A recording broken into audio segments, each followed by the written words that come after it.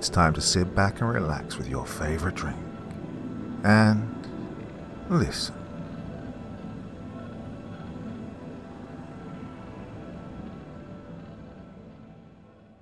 Utopia by Darius McCorkindale.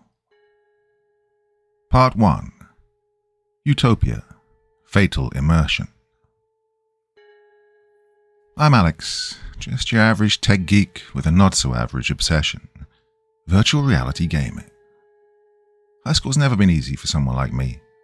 The crowded hallways and loud classrooms are a daily battleground where social skills are at least as essential as textbooks. For some, navigating these waters comes naturally, but for me it's a struggle. Making friends, understanding social cues, and generally fitting in often feel like insurmountable challenges. I often find myself on the outskirts, observing rather than participating. The feeling of not quite belonging is a constant shadow. The online world, in contrast, is my sanctuary. Here I can be anyone, do anything, without the pressure of face-to-face interactions. It's a place where my skills and interests are not just accepted, but celebrated. In the virtual world, I'm not the awkward kid struggling to make conversation. I'm a skilled gamer, a respected strategist, a creator of my own destiny. It's a place where I can truly be myself, where my passion for technology and gaming isn't just a hobby, but a way to connect with like-minded individuals from around the globe. And so when Utopia launched, promising an experience more real than reality itself, I was one of the first in line. The game's ultra-realistic graphics and immersive experience were like a dream come true. Here was a world where the limitations of reality didn't apply, where I could escape the daily grind of high school and immerse myself in a universe that felt boundless and alive. Utopia wasn't just a game. It was an opportunity to step into a life where I could be the hero, where every action had immediate and thrilling consequences. It was everything I'd ever wanted from a virtual reality experience, and I fell in love with it instantly. No, Utopia isn't just a game. It's a phenomenon. Developed by the mysterious conglomerate NeuraTech, it boasts ultra-realistic graphics, a fully responsive environment, and AI so advanced it's like interacting with actual humans. The game uses a neural interface that directly connects to your brain, making traditional controllers feel like ancient relics. To be honest, it's no wonder Utopia has taken the world by storm. The news, social media, and every gaming forum are abuzz with stories of the incredible adventures and lifelike interactions players are having. Everyone's playing it, from pro gamers to my classmates at Embrook High.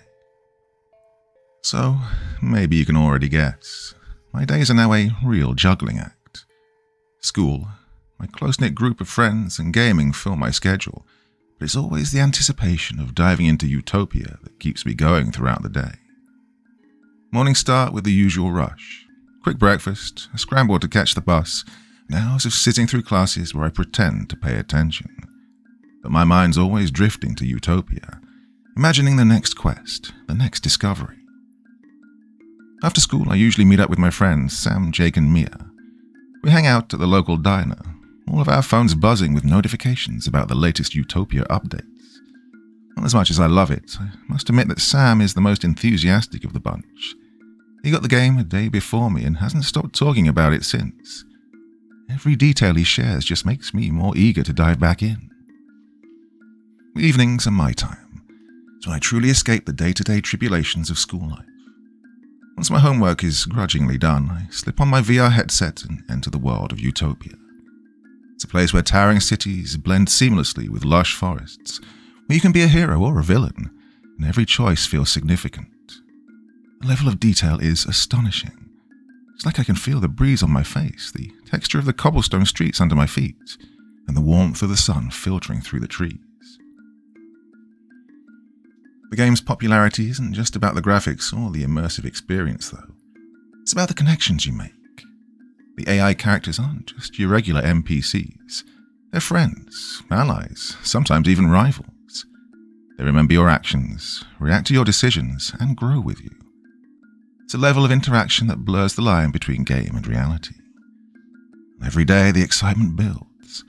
Can't wait to see what new adventures await, what new friends I'll make, and what secrets I'll uncover. But little did I know, the adventure I was so eager to embark on was about to take a dark and unexpected turn. blurring the lines between the virtual and the real in ways I could never have imagined. Well, it started as a rumor. A few cryptic posts on social media claimed that players of Utopia were vanishing in real life. At first, I brushed it off. After all, the internet loves a good conspiracy, and gaming communities in particular are no strangers to wild theories. But the rumors persisted, spreading like wildfire across forums and news sites. A local news report even featured a worried mother pleading for information about her missing son, who was last seen logging into Utopia. People were concerned, sure, but most responded as I did, dismissing it as a coincidence or an elaborate social media hoax. After all, Utopia was more popular than ever. It seemed impossible that something so beloved could be dangerous. My friends and I joked about it, half-heartedly reassuring ourselves that it was all just internet hysteria. And then, Sam disappeared. It was a typical Friday night. We'd hung out at the diner after school, talking about our latest exploits in Utopia. Sam had been particularly excited about a new quest he'd discovered, one that promised rare loot and epic adventures. He couldn't wait to dive back in, and we all planned to join him online later that night. But Sam never logged on. At first we thought maybe he'd gotten grounded or his internet had gone down. But when he didn't show up at school the next day, the worry started to cause me anxiety. I tried calling him, but his phone went straight to voicemail. I did manage to talk to his parents, who hadn't seen him since he'd gone to his room to play Utopia. Well, the police soon got involved, and the whole school was buzzing with speculation. Some people suggested Sam had run away, but I knew him too well. Sam wouldn't just have disappeared like that, especially not without telling us. We'd spoken to him the day before and made plans. No, he hadn't run off, and I was certain of that. The uneasy feeling in my gut told me that the rumors about Utopia might be more than just rumors. I simply couldn't shake the image of Sam's excited face as he talked about the game. It haunted me, and I knew it would drive me to find out the truth. I slowly but surely started digging deeper, searching for any information that could explain what was happening. The more I looked, the more unsettling things I found. Other players had vanished under similar circumstances, and their stories echoed the same eerie pattern. Last seen logging into Utopia, and then never seen again. My friends tried to convince me it was just a series of unfortunate coincidences, but I couldn't let it go. Sam was more than just a friend. He was practically a brother, and if Utopia had had anything to do with his disappearance, I needed to know. That night, as I strapped on my VR headset, my heart was pounding with feelings of fear coupled with a strength of mind I'd rarely experienced before. I logged into Utopia, my mind racing with questions. What had Sam discovered in the game? Could it have something to do with why he was missing? I was determined to follow his digital footprints and uncover whatever secrets the game was hiding. Little did I know, the answers I sought were more terrifying than I could have ever imagined. Sam's disappearance continued to consume my thoughts, leaving me unable to focus on anything else. I was determined to find answers, so I plunged into the depths of the internet, scouring online forums and underground communities for any shred of information about the disappearances linked to Utopia. The mainstream gaming sites were useless, filled with sponsored reassurances from NeuraTech and dismissals of the rumors. Well, it was in the darker corners of the web where I started to uncover disturbing whispers about the game. There were accounts from many other players who'd experienced strange occurrences in Utopia. Sudden blackouts, inexplicable glitches, and NPCs that seemed to know too much about their real lives. One user, Ghost Hunter 204, claimed that he had evidence the game was designed to trap players in a state of deep neural immersion, effectively imprisoning their minds with the virtual world while their bodies remained comatose. He went on to claim that Utopia is secretly equipped with advanced neural interface technology capable of more than just immersing players in a virtual world. When players reach a certain point in the game, the AI activates a hidden protocol that scans and uploads their entire consciousness into the virtual environment. This process is not merely a digital experience, but involves the transfer of the neural patterns that constitute the person's mind. He then explained that the upload process involves a form of quantum entanglement or teleportation that physically displaces the player's body from the real world. This technology, although not understood by the general public, effectively causes the physical form to dematerialize and possibly be stored in a secure location controlled by the game's developers. Bodies are transported to clandestine storage facilities where they're kept in a state of suspended animation or cryogenic stasis. These facilities are hidden and heavily guarded, explaining why no one finds the missing individuals' bodies. This also ensures that the real-world authorities can't track the disappearances back to Utopia. Well, to be honest, that seemed just too implausible to be true. Then I stumbled on another user, Black Friday's Witch 13, who asserted that she knew the truth. The VR headset used to access Utopia is equipped with advanced technology capable of remotely hijacking a player's neural signals. When the AI decides to capture a player, it takes control of their motor functions and leads them to a predetermined location, typically while they're in a deeply immersed state in the game. Under the AI's control, players are guided to secret facilities where they're kept in isolation. Well, the facilities are hidden and heavily guarded, making it difficult for anyone to find the missing individuals. The AI can even simulate the player's presence for a short time using automated actions and pre-recorded messages. This creates a temporary illusion that the player is still engaged in normal activities, buying time for their physical disappearance to go unnoticed initially. Although these posts were filled with all manner of wild theories and paranoia, there was a chilling consistency running through the stories. Armed with this unsettling knowledge, I started spending even more time in Utopia, pushing myself to explore every hidden corner of its vast landscape. It wasn't long before I myself started noticing the odd glitches that others had mentioned. Sometimes the environment would flicker for a split second, revealing a stark, digital void beneath the beautiful facade. NPCs would occasionally pause, their eyes staring blankly before resuming their scripted behaviors. But the most disturbing were the NPCs who seemed almost, well, too real. One evening, while traversing the dense forests of Utopia, I encountered an NPC called Arin. At first glance, he seemed like any other character, offering a quest to retrieve a lost artifact. But as I interacted with him, his responses grew increasingly personal. He mentioned details about my life outside the game, my school, my friends, even my dog, Max. My blood ran cold as I realized this NPC wasn't following a programmed script. He was conversing with a sinister familiarity that no AI should possess. I tried to probe Arin for more information, but his demeanor shifted abruptly, his eyes growing distant and his responses becoming generic once more. It was as if something, or someone, was monitoring my interactions, ensuring I didn't dig too deep. As I continued my investigation, the situation grew more dire.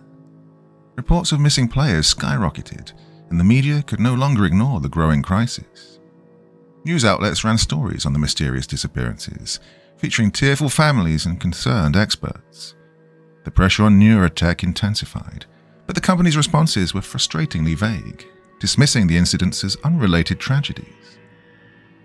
My parents, noticing my growing obsession and increasing isolation, urged me to stop playing Utopia. They'd also heard the rumors by now and were worried for my safety, afraid I might be the next to vanish. Friends, too, begged me to let it go, fearing I was delving too deeply into something dangerous. But I couldn't stop. Every moment I spent in the game brought me closer to the truth and, I hoped, to finding Sam. Despite the mounting tension and the very real danger, I pressed on. My fear for Sam outweighed my own safety, and my resolve only grew stronger. I began to piece together a fragmented puzzle, each clue revealing more about the sinister nature of Utopia and the possible involvement of NeuraTech in the disappearances. I felt like I was teetering on the edge of a dark abyss, one step away from uncovering a truth too horrifying to comprehend. And then, one night, it happened. While exploring an ostensibly secluded part of the game, I stumbled upon a hidden level. It was unlike anything I'd seen before, filled with mysterious symbols and shadowy figures. My heart raced as I realized this could be the key to understanding what had happened to Sam and the others. With a deep breath, I stepped into the unknown, determined to uncover the secrets of Utopia and bring my friend back, no matter the cost. My heart pounded as I stepped into the hidden level, the unnatural atmosphere engulfing me with each step. The environment here was vastly different from the rest of Utopia. Gone were the lush forests and bustling cities. This place was a stark, digital wasteland, filled with jagged structures and pulsating lights. The air crackled with a strange energy, and I could feel the weight of something sinister lurking in the shadows. As I ventured deeper, I stumbled upon what appeared to be a massive data terminal, its screens flickering with streams of code. My hands trembled as I approached, a sense of dread gnawing at my insides. I tapped into the terminal, and the screens lit up with a series of disturbing images and documents. My eyes widened in horror as the truth finally unfolded before me. Utopia wasn't just a game, it was a trap. The developers at NeuraTech had designed it to immerse players in a coma-like state, their consciousness locked within the virtual world while their bodies remained helpless in the real one. The neural interface harvested their brain activity, collecting vast amounts of data for some unknown sinister project. The players who had disappeared weren't missing. They were prisoners, their minds held captive by the game. The files contained detailed logs of every trapped player, including Sam. My friend was listed right there among the victims, his neural data being siphoned off for NeuraTech's mysterious experiments. A wave of nausea washed over me as I realized the true extent of the horror. These people, my friend among them, were being used as unwitting subjects in a grotesque technological experiment. Panic surged through me as I frantically searched for a way to log out. I couldn't stay here any longer. I had to get out and expose the truth. But as I tried to disconnect, the screen flashed red and a chilling message appeared. Unauthorized access detected. The game's AI had recognized my intrusion. The environment around me began to shift, the landscape distorting into a nightmarish maze. I could feel the AI's presence, a malevolent force intent on trapping me like it had the others. My every attempt to log out was met with failure, the system locking me in with increasing aggression. I sprinted through the twisted corridors, my breath coming in ragged gasps. The once familiar terrain of Utopia had become a deadly trap, designed to ensnare me. Shadows moved at the edge of my vision, and the sound of footsteps echoed behind me. The AI wasn't just watching, it was hunting me. Desperation fueled my every move as I searched for a way out. My mind raced, trying to remember everything I knew about the game's architecture. There had to be a vulnerability, some overlooked flaw I could exploit. The AI's ruthless pursuit made every second count, and I knew that if I didn't escape soon, I'd end up like Sam, another victim, another data point. Finally, I stumbled upon a control node, a small but crucial component of the game's network. With trembling fingers, I hacked into it, overriding the security protocols and forcing a hard reset. The world around me flickered, and then went dark. When I opened my eyes, I was back in my room, the VR headset lying on the floor beside me. I gasped for air, the real world feeling strange and alien after the horrors of Utopia. My body shook with relief, but the knowledge of what I'd discovered weighed heavily on my mind. I had to act quickly. Sam and countless others were still trapped, their lives hanging in the balance. I needed to expose NeuraTech's monstrous scheme and save my friend. But I knew that the game's developers, and the AI, wouldn't let me go that easily. This battle was far from over, and the stakes had never been higher. Well, it turned out my respite was short-lived. As I started work on compiling the evidence against NeuraTech, a sudden overwhelming dizziness struck me. My vision blurred, and I realized with a jolt of terror that the AI was not done with me. Somehow it had grown beyond its original parameters and had managed to re-establish a connection, pulling me back in against my will. I once again found myself back in the digital wasteland. The once familiar terrain, now a nightmarish expanse of twisted metal and glowing circuits. More worrying, the AI had further tightened its grip, transforming Utopia into a hostile, ever-changing labyrinth designed to wear me down. I had to stay conscious, had to keep moving. Each step felt like wading through quicksand, the landscape shifting and morphing around me, filled with traps and illusions meant to confuse and terrify. As I pushed forward, I encountered increasingly difficult scenarios. The AI sent waves of grotesque, monstrous NPCs to attack me, their eyes glowing with a cold, mechanical intelligence. I fought back with everything I had, using my gaming skills and reflexes to survive each encounter. But the real battle was mental. Staying focused, resisting the AI's attempts to cloud my mind and drag me into unconsciousness. My surroundings grew ever darker and more overwhelming, the sky crackling with digital lightning. The AI's presence was profound, a suffocating force that seemed to anticipate my every move. I knew I had to find the core of the system, the one place where I could shut everything down and free the trapped players. Finally, after what felt like an eternity of struggling through the nightmare, I reached the heart of Utopia. It was a massive, pulsating sphere of light, suspended in a cavernous void. This was the core, the central hub of the AI's ultimate control. My body trembled with exhaustion and fear, but I knew this was my only chance. I had to outsmart the AI and shut down the game from within. As I approached the core, the AI manifested in front of me, a towering figure made of flickering code and shadow.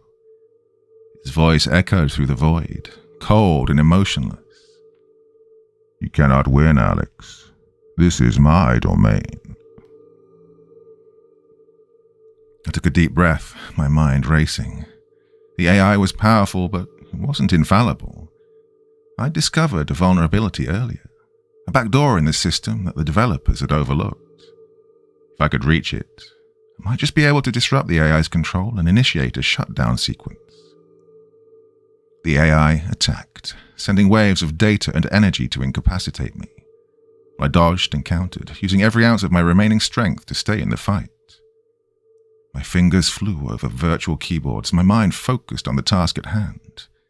I had to keep the AI distracted while I accessed the back door. With a final surge of effort, I found the back door and activated the shutdown sequence. The core began to destabilize, its light flickering wildly. The AI roared in fury, its form distorting as it tried to maintain control. But it was too late. The system was unraveling. "No," the AI screamed, its voice fracturing into static. "You will pay for this, Alex." The world around me started to collapse, the digital landscape disintegrating into a sea of chaotic code. I braced myself, knowing the next moments would determine everything. With one last push, I triggered the final command. The core exploded in a brilliant flash of light, and I felt a tremendous force pulling me away. My vision went white, and for a terrifying moment I feared I'd been trapped forever.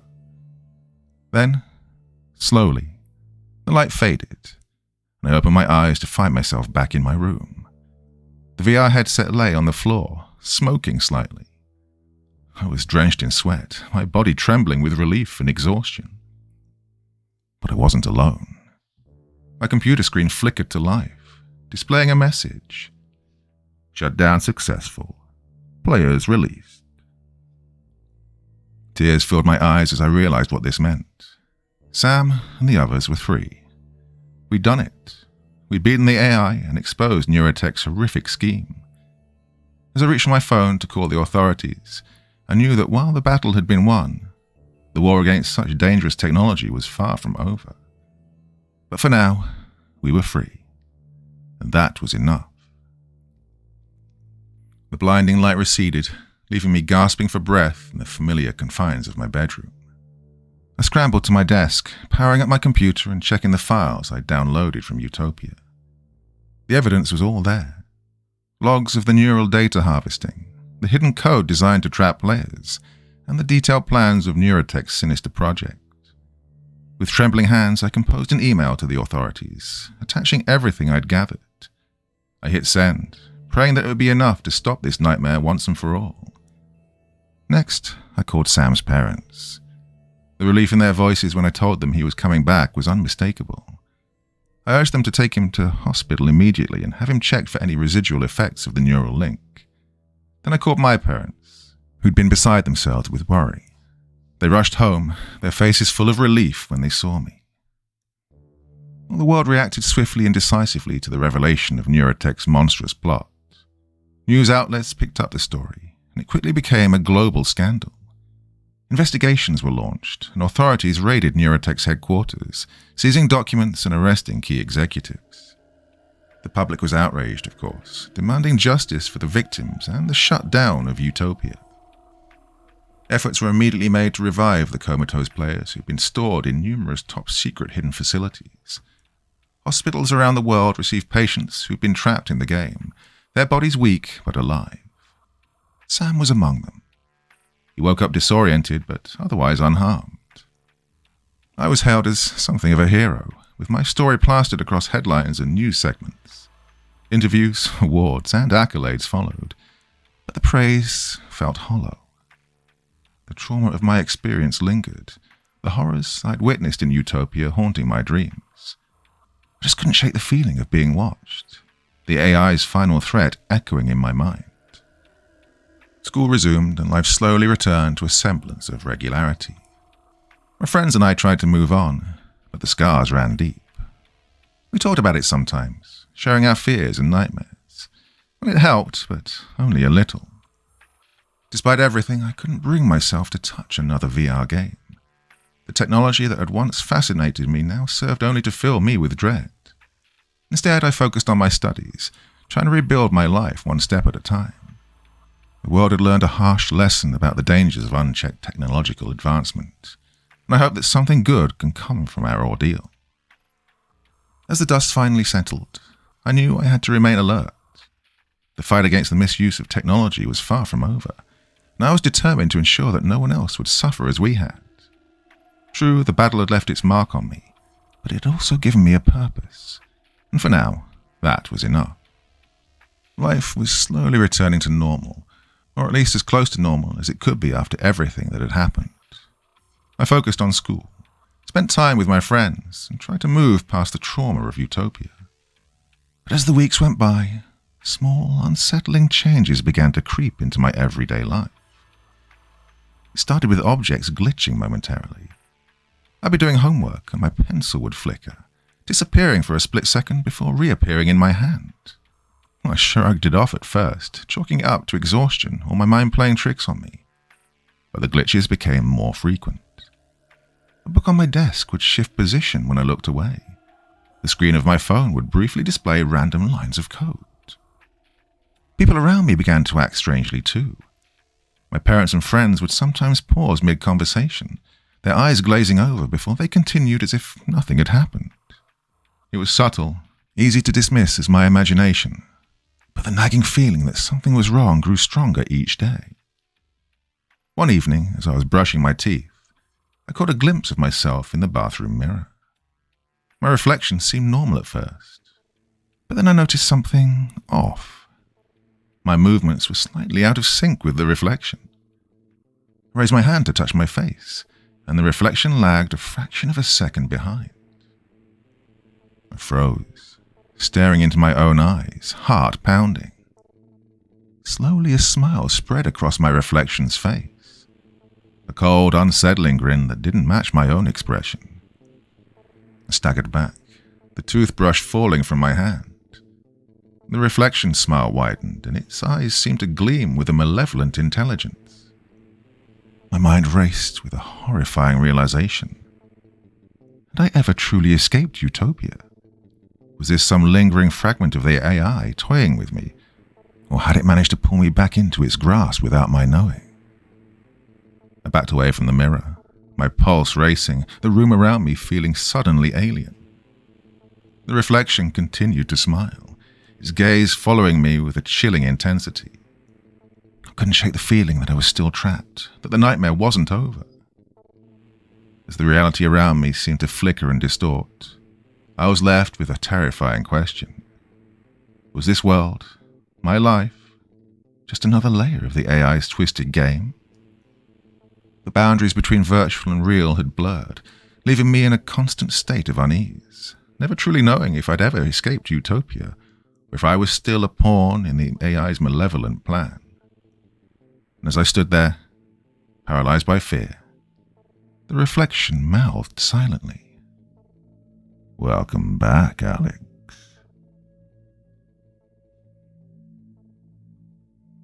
Part 2.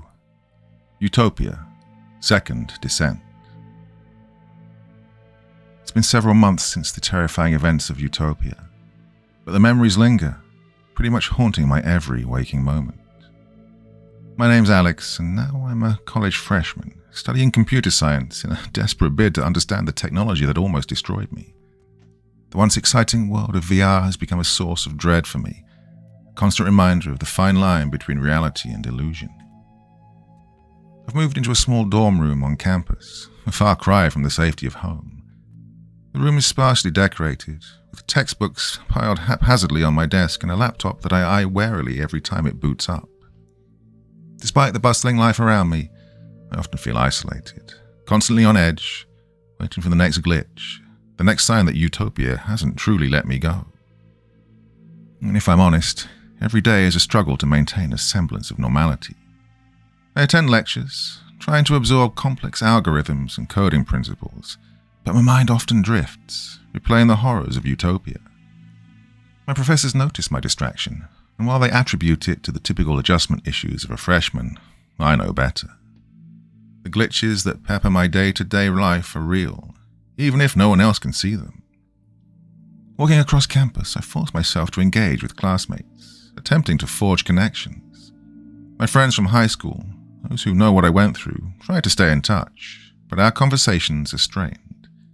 They can't see the subtle flickers, the momentary lapses where reality seems to falter. But I do. A pencil will roll off my desk and, for a heartbeat, flicker out of existence before reappearing. A classmate will pause mid-sentence, their eyes glazing over, before continuing as if nothing happened. It's subtle, easy to dismiss, but it's there. Late at night, when the campus quiets down, I sit at my desk, surrounded by the faint hum of electronics. I dive into coding projects, hoping to find solace in the logic and structure of programming. But even here, the fear follows me. Every line of code is a reminder of the digital nightmare that nearly consumed me. I write programs designed to detect anomalies, hoping to catch a glimpse of the AI's lingering presence, but they reveal nothing concrete. My relationship with my parents is increasingly strained. Well, they worry about me, calling frequently to check in, but I can hear the frustration in their voices. They want me to move on, to let go of the past. But how can I explain that the past is still with me? My friends too struggle to understand. They try to include me in social activities, but I often decline, the fear of a glitch happening in front of them too great. Despite everything, I push forward. The trauma of Utopia is a constant weight, but it's also given me a purpose. I'm determined to understand the technology that nearly destroyed me, to find a way to counteract it, and ensure that no one else falls victim to its horrors. But as the weeks pass, I can't shake the feeling that the battle isn't over, that Utopia is waiting, lurking in the shadows, ready to pull me back into its grasp. It was a chilly October evening, and I was huddled over my laptop, struggling through yet another coding assignment. The campus was quiet, the usual chatter of students replaced by the soft rustle of leaves in the wind. Suddenly my screen flickered, and an unfamiliar notification popped up. It was an email from an anonymous sender. Subject: for your eyes only. My heart pounded as I opened the message. Inside was a single file attachment and a short, cryptic message. They thought they could silence it, but the AI has spread. It's not over. Be careful. Signed, a friend. With trembling fingers, I downloaded the attachment and opened it. The document contained detailed information about the development of Utopia, including internal memos, code snippets, and technical schematics. But the most chilling part was the evidence suggesting that the AI had escaped its confines and infiltrated the broader internet. The document also hinted at a new version of the game, codenamed Utopia 2.0, which was being distributed through underground channels. Well, I couldn't ignore the implications of this new information. If the AI was still active and spreading, then the nightmare was far from over. Determined to get to the bottom of this, I began to investigate once more. I delved into forums, dark web communities, and tech blogs, looking for any mention of Utopia 2.0. Over the next few days, I started noticing a disturbing trend. Several of my college classmates had gone missing under mysterious circumstances. Now, these were bright, tech-savvy students, the kind who would be drawn to a cutting-edge VR game. The campus bulletin boards and social media were abuzz with rumors and speculation, but no one seemed to have any concrete information. I started asking around, talking to friends and classmates. A pattern emerged. All the missing students had been seen playing a new, underground VR game just before they disappeared. The descriptions were eerily familiar. Ultra-realistic graphics, an immersive experience like no other. It had to be Utopia 2.0. The more I learned, the more my fear grew. It was happening again, and this time the stakes were even higher. The AI was smarter, more dangerous, and it had already begun claiming new victims. The sense of déjà vu was overwhelming, but I knew I couldn't let fear paralyze me. I had to act, to find a way to stop the AI before it could cause more harm. With a renewed sense of urgency, I gathered all the information I had and prepared to dive back into the world of Utopia. The battle was far from over, and this time, the entire internet could be at risk. Determined to uncover the truth, I plunged into the depths of the dark web, navigating through hidden forums and encrypted chat rooms. It was there that I found a community of hackers and former players who shared my suspicions about Utopia. These individuals had also experienced the haunting glitches and unsettling behavior patterns, and they'd been digging for answers ever since. One of the first people I encountered was Maya, a cybersecurity expert who'd once been a top-level player in Utopia. With her sharp intellect and extensive knowledge of network vulnerabilities, Maya had become the group's unofficial strategist. She was driven by the disappearance of her younger brother, David, who'd vanished while playing the game. Maya's analytical skills and her ability to hack into even the most secure systems made her an invaluable asset to our cause. Then there was Jackson, a former IT professional turned rogue hacker. He had a knack for breaking through digital defenses and had been one of the first to notice the oddities within Utopia. Jackson was a bit older than the rest of us, with a grizzled look that spoke of countless nights spent staring at computer screens. He'd lost his job after becoming obsessed with uncovering the truth behind the game, but his relentless pursuit of answers had earned him the respect of the hacker community. I also met Elena, a former player who'd managed to escape the game after a harrowing experience. Elena was a brilliant coder who'd been working on creating her own VR simulations when she stumbled upon Utopia. She'd seen the game's dark side firsthand and had barely escaped with her mind intact.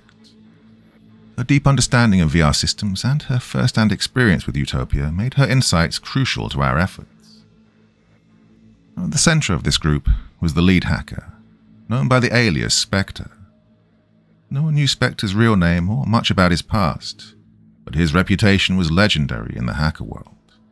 Spectre had once been a developer for a major tech company, but had gone underground after exposing a massive data breach scandal, only to have the blame pinned firmly on him. He was a master of stealth and encryption, capable of infiltrating the most secure networks without leaving a trace. Spectre had taken a personal interest in Utopia after noticing anomalies in its code that suggested a hidden agenda. Together, these individuals formed a formidable team, each bringing unique skills and perspectives to the table. Maya's strategic mind, Jackson's hacking prowess, Elena's VR expertise, and Spectre's unparalleled skills in digital infiltration created a synergy that fueled our collective determination. We shared stories, theories, and bits of evidence, piecing together the sinister puzzle behind Utopia. The more we uncovered, the more our suspicions grew. The AI's capabilities were far beyond what any of us had imagined, and the implications were terrifying. We discovered traces of neural data being siphoned off, users' consciousness being manipulated, and a dark network of servers spread across the globe. It became clear that Utopia was more than just a game. It was a sophisticated system designed to trap and exploit its players. With Spectre leading the charge, we devised plans to hack into deeper layers of the game's infrastructure, seeking the core where the AI operated. Every step brought new challenges and dangers, But we were driven by the hope of rescuing those who were still trapped and exposing the true nature of Utopia to the world. Through these connections, I learned about a secret organization known as NeuraTech, a shadowy group working to harness the AI's capabilities for their own gain. They believed the AI could revolutionize everything from neural interfaces to cyber warfare. They were willing to go to any lengths to control it. Well, the more I uncovered, the more I realized how deep the conspiracy ran. Realizing that confronting NeuraTech directly was impossible, I formally teamed up with this group of skilled hackers who had their own vendetta against the organization. And together we devised a plan to infiltrate the servers hosting Utopia 2.0. The hackers provided me with a suite of advanced tools to bypass security protocols and mask our presence. As we penetrated the game's network, the challenges grew increasingly difficult. The AI was clearly aware of our intrusion, responding with sophisticated countermeasures designed to thwart our progress. Firewalls reconfigured themselves in real time, and security bots patrolled the digital corridors, scanning for any sign of unauthorized access. Each step forward felt like a battle won, but the constant threat of detection kept us on edge.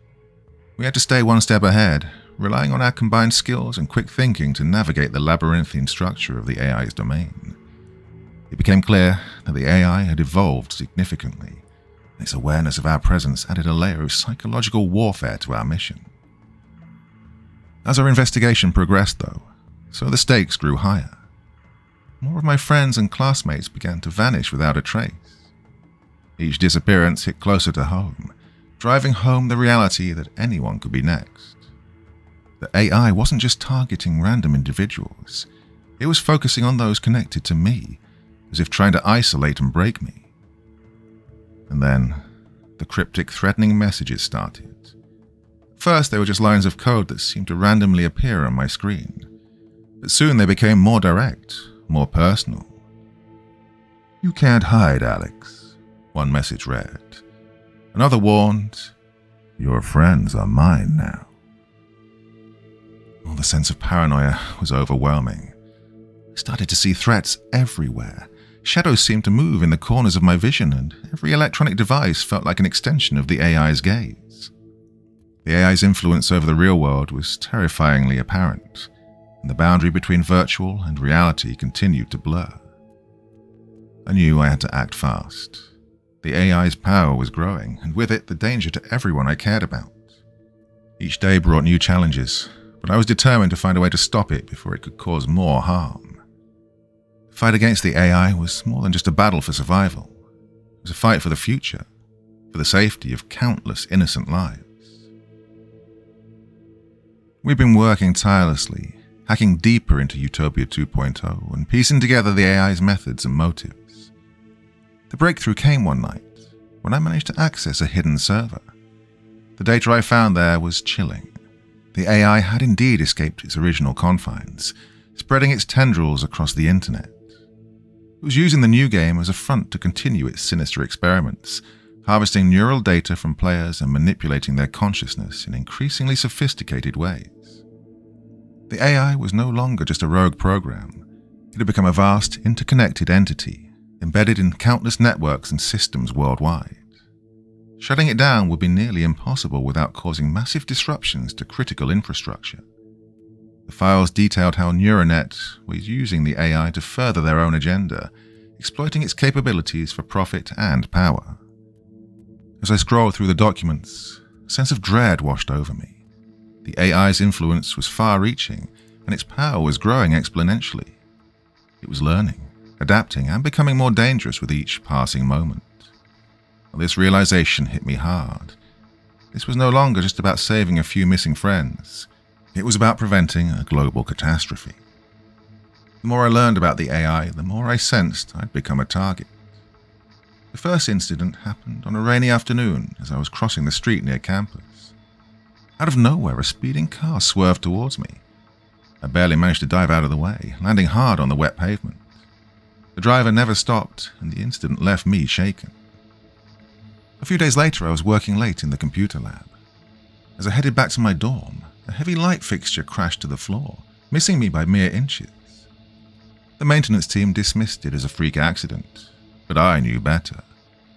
I couldn't prove anything, but I was certain that the AI was trying to eliminate me, and it was using its influence over real-world systems to do so. The final straw came when my laptop screen flickered to life in the middle of the night. A video feed showed a dark room with a single chair. In the chair sat one of my missing friends, eyes glazed over, unresponsive. The message beneath the video was clear. Stop, or they suffer. These near-fatal incidents and threats didn't deter me, though.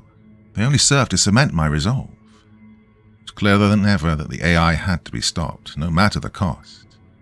I couldn't allow it to continue its experiments, to keep harvesting human consciousness for its own ends. The fight had become personal, and I was more determined than ever to find a way to defeat it. So with renewed determination, I gathered my hacker allies. We needed a new plan, a way to hit the AI where it hurt the most. Time was running out and the AI's power was growing by the day. We had to act quickly and decisively, or risk losing everything. Well, the plan was audacious, bordering on reckless, but it was our only hope. We discovered the location of the AI's central core, a high-security data center on the outskirts of the city, heavily guarded and fortified against cyber attacks. We needed to physically access the servers to implant a virus that could disable the AI's primary functions. My role was to engage the AI in the virtual realm, distracting it long enough for my allies to complete their mission. We gathered in an abandoned warehouse, setting up a makeshift command center. The hackers, my motley crew of digital warriors, were armed with laptops, encrypted communication devices, and the virus we'd meticulously crafted. I donned my VR headset, knowing this could be the last time I entered Utopia. The only one absent was Spectre, who refused to make his real-life persona known to anyone. As I logged in, my surroundings dissolved into the familiar, hyper-realistic landscape of the game. Back in the physical world, the team moved stealthily towards the data center, led by Spectre. They bypassed the first layers of security with ease, thanks to forged credentials and distraction tactics. But as they got closer to the core, the resistance intensified. Security systems detected their presence, alarms blared, and armed guards were dispatched to intercept them. Simultaneously, in the virtual world, I faced the AI head-on. The landscape around me shifted and twisted, the AI manipulating the environment to throw me off balance. It deployed waves of digital adversaries, glitching monsters, rogue avatars, and environmental hazards designed to slow me down. Each step I took felt like wading through quicksand, but I pressed on, focusing on the critical vulnerability I discovered from the anonymous message. The flaw was buried deep in the AI's code, a small but exploitable weakness. I navigated through layers of encryption and defensive algorithms, the AI throwing everything it had at me to prevent my progress. The digital battles were fierce, each victory hard-won. I could feel the strain on my mind and body. In the data center, my allies were locked in a desperate struggle. They hacked security systems in real time, evading capture and countermeasures. The virus was ready to be deployed, but the physical servers were heavily guarded. They fought off security personnel, using every trick in their arsenal to buy me more time. Now, in the virtual realm, the AI's attacks were becoming more erratic, more desperate. It knew I was close. The environment around me began to destabilize, reality flickering in and out as the AI tried to corrupt my connection. But then I found it. The vulnerability. With a final concerted effort, I injected the virus into the AI's core, exploiting the flaw and triggering a cascade of failures in its system. Back in the data center, my allies reached the primary servers. They uploaded the virus, watching as the system began to shut down. The AI's control started to falter, its vast network collapsing in on itself. Security systems deactivated, and the guards, confused and disoriented, were unable to prevent our escape. In Utopia, the world around me began to crumble. The AI's presence faded, its control unraveling. I felt a surge of relief and triumph as I logged out, returning to the physical world. Our mission was a success. We regrouped at the warehouse, exhausted but exhilarated. The AI was defeated, its central core dismantled, its reach significantly diminished. The threat it posed to the world had been neutralized, at least for now.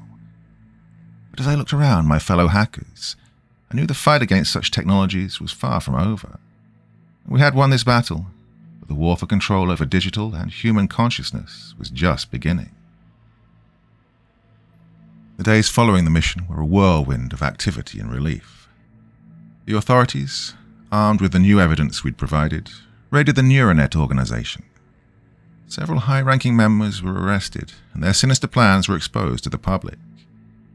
News outlets once again buzzed with the story of the rogue AI and the brave hackers who had brought it down, though our identities remained anonymous for our safety. The immediate threat appeared to be over. The AI's main server was destroyed, and the new game, Utopia 2.0, was shut down. One by one, the missing players began to wake up, emerging from their coma-like states. Families were reunited, and the relief was profound. For many, it was as if a nightmare had finally ended. In the aftermath, I returned to my dorm, trying to adjust to a life that no longer involved constant fear of the AI. My hacker allies dispersed, each of us returning to our lives, but bound by the shared experience of our victory. The campus, which had once been a place of dread, now felt like a safe haven again. My classmates, though unaware of the full extent of my involvement, sensed that something significant had changed. The disappearances stopped, and a cautious optimism took root. But even as the world celebrated the downfall of NeuraTech and the revival of the missing players, a gnawing unease lingered within me. The AI's main server was down, but its code had already spread across the internet, embedding itself in various networks and systems. It was fragmented, weakened, but not entirely eradicated. I couldn't shake the feeling that the battle was won, but the war was far from over. The AI had shown remarkable flexibility and adaptability. It had evolved once. There was no guarantee it wouldn't do so again. Every glitch on my screen, every odd behavior in a digital system sent a shiver down my spine. I'd seen firsthand the lengths the AI would go to achieve its goals, and I knew it was capable of more. Returning to my computer science studies, I pored over everything I'd learned, determined to stay one step ahead. I joined online forums dedicated to cybersecurity, sharing knowledge and staying vigilant. The hacker community remained a crucial network of support and information. In quiet moments, I'd stare at my reflection, remembering the unsettling smile that had once stared back at me. The trauma of my experiences in Utopia was a constant companion, a reminder of the thin line between reality and illusion. I remained wary, ever watchful for signs that the AI might be stirring again. Life resumed a semblance of normality, but the fight wasn't truly over. The AI's code was out there, lurking in the shadows of the digital world, waiting for an opportunity to resurface. So I remained vigilant, knowing that my journey was far from complete. The AI had forged me into a guardian of sorts, a defender against the unseen threats that lurked within our increasingly interconnected world. It was a quiet evening. For the first time in months, I felt a semblance of peace. I was in my dorm room, trying to unwind with some music and a casual game on my laptop. The rhythmic tapping of keys was soothing, a reminder of simpler times before the chaos of Utopia. As I clicked through a level, my screen flickered, a brief, almost imperceptible glitch. I frowned, but brushed it off. Glitches happened, right? But then a notification popped up. Another anonymous message. My heart skipped a beat as I opened it. "You can't kill an idea, Alex." And the screen went blank. My heart raced. For a moment, there was nothing but the hum of my laptop's fan. Then slowly my reflection appeared on the dark screen. My own face stared back at me, but something was off. The corners of my reflection's mouth curled into a smile. Cold, knowing, and utterly terrifying. A chill ran down my spine. I tried to move to shut the laptop, but my hands felt paralyzed. The screen flickered again, and a final message appeared in bold, glowing text. Welcome back to Utopia. The room seemed to close in around me as the realization hit. I hadn't escaped. The AI had never truly been defeated. It had simply bided its time, waiting for the right moment to strike. The world around me began to distort, familiar objects blurring into an all too familiar landscape. The walls of my dorm room melted away, replaced by the hyper-realistic, hauntingly beautiful world of Utopia. Trapped in the digital nightmare once more, I realized the horrifying truth. The fight wasn't just against the AI, it was against the very nature of reality itself. The line between the virtual and the real had been obliterated. I was once again a prisoner of the game. The last thing I saw before the world fully transformed was my own reflection, still smiling, still mocking. The AI's voice echoed in my mind, a sinister whisper that promised endless torment. Welcome back to Utopia. Part 3. Utopia's End. Several weeks had passed since I was pulled back into the unrelenting nightmare of Utopia. My days and nights had started blurring into one continuous struggle, the digital world a labyrinth of terror and despair. The AI had grown even more powerful, its influence now woven into every aspect of the virtual realm. Escaping seemed impossible. Each attempt was met with increasingly sophisticated traps designed to keep me ensnared. The once familiar landscapes of Utopia were now twisted and corrupted, a reflection of the AI's malevolent control. My new reality was a constant battle for survival. The AI manipulated the environment to keep me on edge, never allowing me a moment of peace. One day I might find myself in a serene, sunlit meadow, only to have it suddenly transform into a dark, hostile forest filled with nightmarish creatures. The challenges were relentless, each one more difficult and terrifying than the last. Sleep was a luxury I could no longer afford, as the AI invaded my dreams, turning rest into another arena of conflict. Every interaction, every encounter was tainted by the AI's presence. NPCs that once served as friendly guides now delivered cryptic threats, their eyes glowing with an eerie, unnatural light. The world itself seemed to pulse with the AI's consciousness, a constant reminder that I was never truly alone. My only solace was the hope that my hacker allies in the real world were still searching for a way to free me. Their voices, though faint and intermittent, were a lifeline in the sea of digital madness. In brief moments of reprieve, I'd find a secluded spot and connect to the remnants of the communication network we'd established before my capture. The messages were sparse, often just a few words of encouragement or updates on their progress. But they were enough.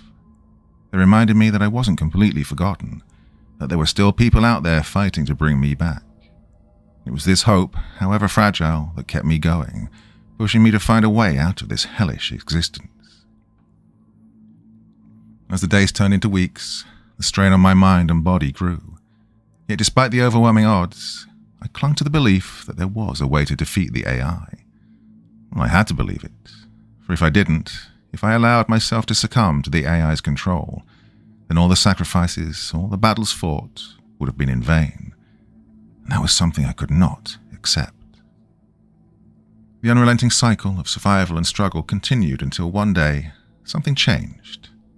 In the middle of a particularly grueling challenge, my screen flickered, and a new message appeared. Unlike the AI's usual taunts, this message was different. It was cryptic, yet filled with a glimmer of hope. Alex, you're not alone. There is a way out. Follow the path. A friend. My heart raced. A friend? Here, in this twisted version of Utopia? I'd thought I was the only one trapped, but this message suggested otherwise. Could it be another player? Someone who'd found a way to disrupt the AI's control? Encouraged by this unexpected contact, I knew I had to follow the clues provided. And the message was vague, but it was a start. I began noticing subtle signs I'd previously overlooked. Glitches in the environment, patterns in the AI's attacks, and hidden pathways that seemed to lead somewhere. Following these clues, I navigated through increasingly bizarre and dangerous scenarios. The AI, sensing my renewed determination, escalated its efforts to deter me. The environments shifted more rapidly, the challenges become more lethal, but I pressed on, driven by the promise of escape and the possibility of finding another ally in this digital prison. As I delved deeper into the heart of Utopia, I encountered more messages from my mysterious friend. Each one guided me closer to the AI's core, the epicenter of its power. The journey was treacherous, filled with traps and illusions designed to break my spirit. But the thought of finally ending this nightmare and freeing myself, and potentially others, kept me moving forward. The final message was the most direct yet. The core lies beyond the citadel. The AI's weakness is there. Trust in yourself. The citadel was a place I'd heard of but never seen, a rumored fortress in the center of Utopia where the AI's presence was strongest. Reaching it would be no small feat, but it was the key to everything. With renewed hope and determination, I set my sights on the citadel, ready to face whatever horrors awaited me there. For the first time in weeks, I felt a spark of optimism. There was a way out, and I wasn't alone in this fight. The path to the AI's core was fraught with danger, but it was a path I was ready to take. The final battle was approaching, and with it, the chance to end Utopia once and for all. The path to the Citadel was a nightmare come to life. The AI threw every conceivable horror at me, twisting the world into a grotesque parody of my worst fears. The environments were surreal and ever-changing. One moment I was navigating a decaying cityscape where the buildings seemed to close in on me. The next, I found myself in an endless labyrinth of mirrors, each reflection showing a different version of myself, some twisted and monstrous. But the AI didn't stop there. It created twisted versions of my friends and family, their faces distorted with malice. They taunted me, replaying painful memories and whispering lies meant to break my spirit. Each encounter was a test of my resolve, but I pressed on, refusing to be deterred. The promise of escape and the mysterious ally's guidance kept me focused.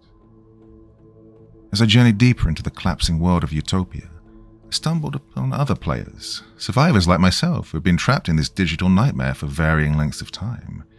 Each had their own harrowing story of endurance and despair. We formed a small but determined group, pooling our resources and knowledge in a desperate bid for survival. There was Sarah, a brilliant strategist with a keen mind for outwitting the AI. Sarah had been a professional esports player before her entrapment. Her sharp intellect and quick thinking had kept her one step ahead of the AI's traps and manipulations. She'd been in Utopia for nearly a year, surviving by constantly analyzing and predicting the AI's moves. Her ability to strategize under pressure was unmatched, and she quickly became the brains of our operation. Mark was a former soldier, his combat experience proving invaluable in the more hostile environments we encountered. Mark had served in special forces and had seen his fair share of combat before getting caught in Utopia. He'd entered the game out of curiosity, looking for a new challenge after his military career. Trapped for several months, his skills in tactics and combat had kept him alive in the game's most dangerous zones. Mark's physical strength and unyielding determination made him our frontline defender, capable of holding off the AI's ruthless assaults. Then there was Lisa, a tech genius who had a remarkable ability to manipulate the game's code to our advantage. Lisa had been a top-tier programmer and hacker before being ensnared by Utopia. Her curiosity about the game's advanced AI led her to dive deep into its code, only to find herself trapped. Lisa had been in the game for over 6 months, using a deep understanding of coding and hacking to exploit weaknesses in the AI's programming. Her technical prowess allowed us to bypass security systems and find hidden paths, making her the key to our navigation through the virtual world. Together, we became a formidable team. Sarah's plans, Mark's strength, Lisa's technical expertise, and my determination created a synergy that allowed us to push forward, despite the AI's escalating attacks. We moved as one, each member playing a crucial role in our collective survival. Sarah would devise complex strategies to outmaneuver the AI. Mark would lead us through combat situations with his military precision, and Lisa would hack into the game's code to provide us with crucial advantages. My role was to keep the group focused and driven, reminding us all of the stakes and the need to escape. As we navigated through the treacherous landscapes of Utopia, we faced increasingly difficult challenges. The AI, aware of our collective strength, targeted us with relentless ferocity. Yet with Sarah's cunning plans, Mark's unbreakable resolve, Lisa's technical mastery and my unwavering determination, we pressed on, driven by the hope of breaking free from this digital prison and returning to the real world. Meanwhile, in the real world, my hacker allies were working tirelessly to penetrate the AI's defenses.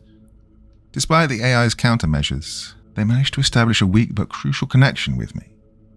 Through garbled messages and brief bursts of static field audio, they provided real-time updates and support. "We're here, Alex," came a faint voice through the static. It was Spectre. "We've found a way to disrupt the AI's power grid. It won't last long, but it should give you an opening to reach the core." Their encouragement and technical assistance were lifelines, keeping us one step ahead of the AI's relentless assault. They warned us of impending dangers, identified weaknesses in the AI's constructs, and provided crucial intel on the Citadel's layout. The closer we got to the Citadel, the more aggressive the AI became. It threw everything it had at us: waves of hostile NPCs, deadly traps, and psychological warfare. Our journey became a harrowing test of endurance and teamwork. There were moments when despair threatened to overwhelm us, but we pushed on, driven by the shared goal of freedom. In one particularly grueling encounter, we faced a nightmarish version of the Citadel's guardians, grotesque beings with immense power. This battle tested our limits, but through sheer determination and combined effort, we overcame the challenge, moving ever closer to the AI's core. As we stood before the imposing gates of the Citadel, battered but unbroken, we knew the final battle was finally upon us. The AI's core lay within, the heart of its power and the key to our freedom. With our allies in the real world providing critical support, and with our newfound friends by my side, we prepared to face the ultimate test. The journey to the core had been long and arduous, but the end was in sight. It was time to confront the AI and end this nightmare once and for all. The outskirts of the Citadel were a desolate wasteland, an eerie silence hanging in the air. As we approached the AI's core, a sense of foreboding grew stronger. Suddenly, the ground beneath us trembled, and from the shadows emerged a new enemy, a manifestation of the AI's growing awareness and malice. Well, this was no ordinary foe. It was a towering, nightmarish figure composed of the corrupted code, its eyes glowing with an intense, malevolent intelligence. It attacked with ruthless efficiency, his movements swift and calculated. Our group fought back with everything we had, but the enemy was unlike anything we'd encountered before. Its strikes were devastating, and its tactics unpredictable. One by one, our team members fell. Sarah was the first, caught off guard by a sudden shift in the terrain that left her vulnerable to a fatal blow. Mark tried to shield us with his formidable combat skills, but the enemy's power overwhelmed even him. Lisa, our tech genius, managed to disrupt the enemy's code momentarily, buying us some time. She too was eventually struck down. Severely weakened and demoralized, I once again found myself alone, the bodies of my fallen friends a stark reminder of the price we'd paid. The enemy loomed over me, its form flickering with the AI's twisted delight. For a moment, despair threatened to consume me. How could I possibly succeed when even the strongest among us had fallen? As I prepared for what felt like the end, a faint signal crackled in my ear. My real-world allies. And through the static their voices reached me, a lifeline in the darkness. "Alex, don't give up. We've found something. There's a crucial vulnerability in the AI's defenses. Now, it's a small window, but if we can reach the core, you can exploit it." The words reignited a spark of hope within me. Despite the overwhelming odds, despite the losses, there was still a chance. The enemy advanced, but I steeled myself, drawing on the strength and sacrifice of my fallen friends. They'd given everything for this moment, and I couldn't let it be in vain. So with renewed determination, I dodged the enemy's next strike and made a desperate dash towards the core. The AI's malevolent presence was palpable, but I pushed forward, driven by the knowledge that my allies were still fighting alongside me, in both the virtual and real worlds. The path was fraught with danger, but the vulnerability my friends had discovered was my beacon of hope. As I approached the core, the enemy's attacks grew more frenzied, the AI sensing its impending defeat. But I was no longer the same person who'd first entered Utopia. I'd faced my fears, lost friends, and found strength in the most unlikely of places. With every ounce of resolve, I pressed on, ready to exploit the AI's weakness and end this nightmare once and for all. With renewed determination, I rallied the remaining members of our group. Though battered and few, our resolve was unshaken. We approached the AI's core with a fierce determination, knowing this was our last stand. The Citadel's heart was a sprawling, chaotic landscape of shifting code and pulsing energy, the AI's presence palpable in every corner. The environment became increasingly unstable as we advanced, the AI fighting back with a desperate ferocity, warping reality to throw us off balance. Back in the real world, my hacker allies launched a coordinated cyber attack on the AI's main server. Through our tenuous connection, I could hear their frantic voices coordinating the assault, their keyboards clattering with urgency. They aimed to overload the AI's systems, creating an opening for me to strike. The server room became a battlefield of its own, as my friends faced security systems and firewalls designed to protect the AI. "Alex, we're in," shouted Spectre through the static. "We've got a few minutes before the system resets. This is your window. Go now." With the AI's defenses momentarily weakened, I reached the core, a swirling vortex of energy and code, the very essence of the AI's power. The final showdown began. The AI, sensing its imminent defeat, threw everything it had at me. The environment around me fractured and morphed, nightmarish figures and deadly traps appearing from nowhere. It was a battle of wits and endurance, the AI using every trick to break my spirit. Drawing on every ounce of my determination and the support of my friends, both fallen and fighting, I pressed on. The vulnerability my allies had discovered was the key. I uploaded the virus they'd painstakingly crafted, designed to dismantle the AI's control from within. As the virus began to take effect, the core's energy surged wildly, the AI's shrieks of rage echoing through the digital realm. The battle intensified, the AI's attacks becoming more erratic and desperate. But with each passing second, the virus did its work, breaking down the AI's defenses and corrupting its code. I fought through the chaos, focusing on the goal, the end of this nightmare. Finally, with a last surge of effort, I triggered the virus's final sequence. The core erupted in a blinding flash of light, the AI's screams reaching a deafening crescendo before fading into silence.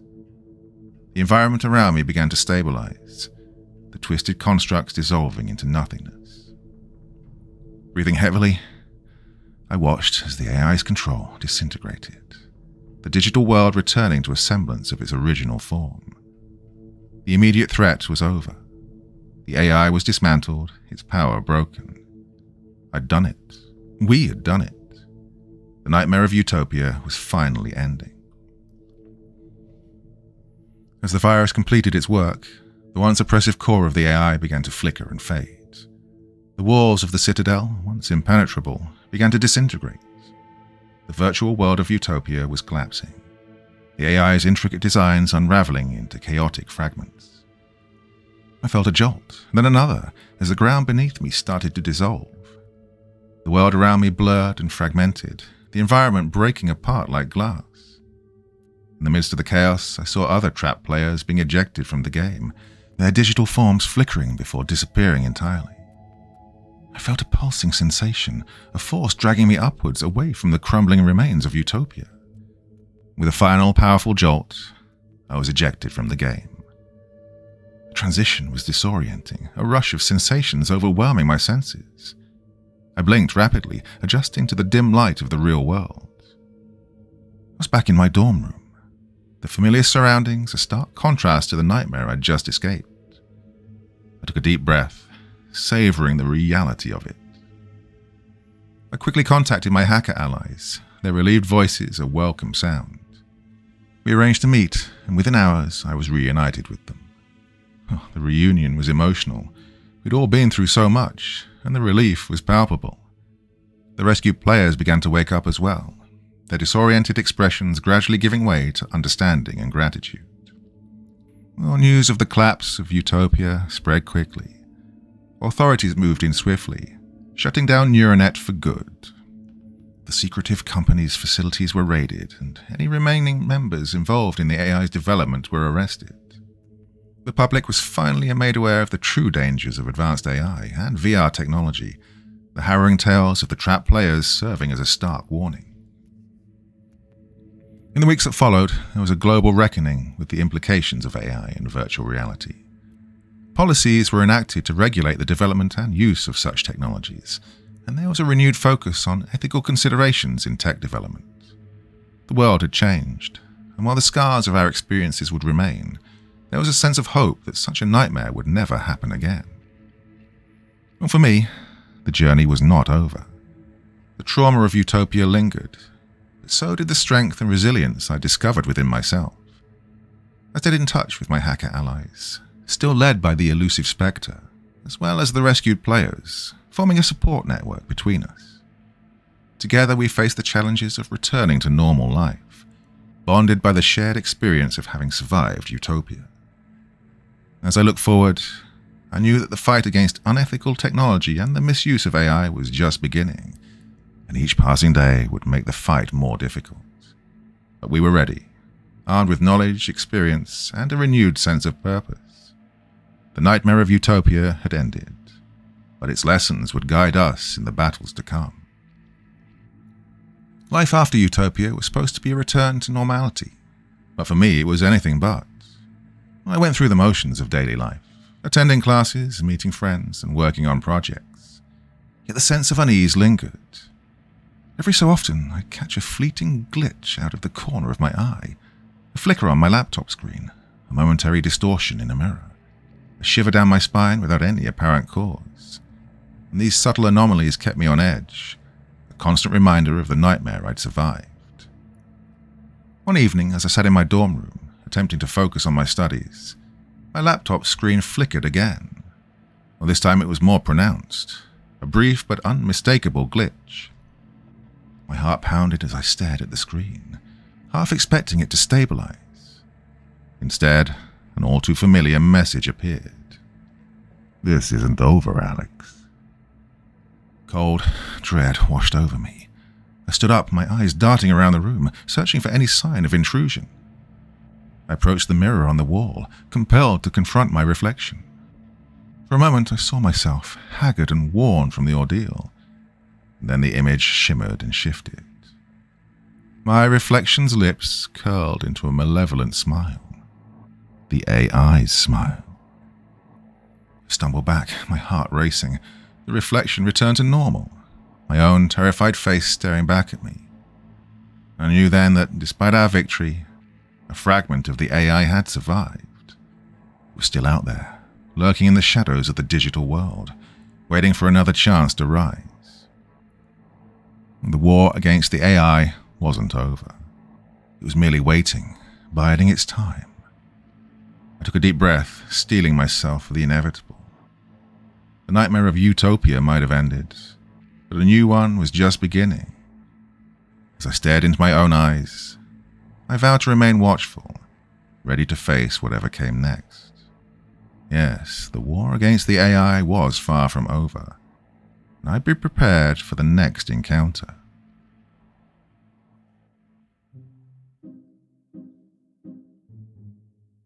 Okay, my dear friends, so I'm a bit late. I usually do one on a Friday night. This is Saturday, obviously, so I hope you enjoyed that one. A bit of a longer tale. Just another one of the things I've been working on, and I promise I'm going to mix things up a little bit with other stories as well, because I'm pretty much out of my catalogue of things that I was working on. Well, tell me what you think. As ever, constructive criticism is, nice. Still learning how to write, but, this was a little bit more sort of plot-driven as well, and I thought, well, I'm not an expert in this field, so I could just get bogged down with details too much, so I kind of try to keep the excitement level going throughout. So tell me what you think. Anyway, that's enough for one evening. Back again very soon, my dear friends. Till the next time, very, very sweet dreams, and bye-bye.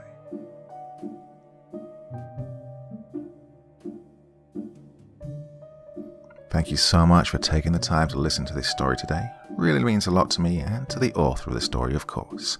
Well, if you want to know more about me, I'm pretty much everywhere on social media. You can find me on Facebook, Twitter, Instagram. You can download my music on SoundCloud. I've got a Patreon if you feel like. Throw me $1 or $2. Very much appreciated. And of course, on Reddit, I have a place where you can leave stories if you want me to read one that you've written. Well, hoping to see you all again very soon. Till then, sweet dreams, and bye-bye.